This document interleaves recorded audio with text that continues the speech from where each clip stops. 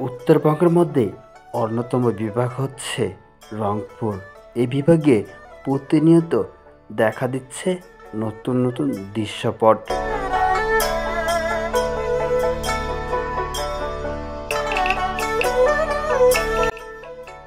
এই রংপুর বিভাগে রয়েছে বিভিন্ন দর্শনীয় স্থান। এই দর্শনীয় স্থানগুলোতে বিভিন্ন সময় দর্শনার্থীরা ভিড় জমায়।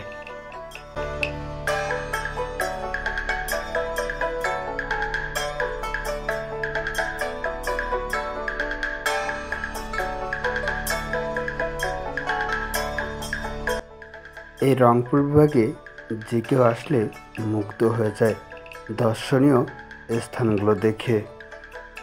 আর সন্ধ্যা নামলেই শাপলা ফুলের ঝকমকিতে রঙিন হয়ে ওঠে রংপুরের শাপলা চত্বরটি। রংপুরের মধ্যে শিশুদের জন্য একটি বিনোদন কেন্দ্র রয়েছে। সেই বিনোদন কেন্দ্রটি হচ্ছে রংপুর চিড়িয়াখানা। এখানে প্রতিনিয়ত দর্শনার্থীদের ভিড় জমেই থাকে।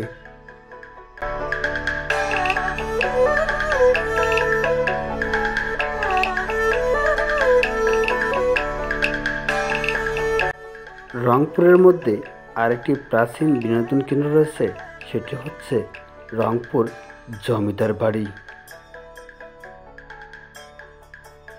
আর এইসব দেখতে দূর দূরান্ত থেকে অনেক দর্শনার্থীরা চলে আসে এই রংপুর অঞ্চলে।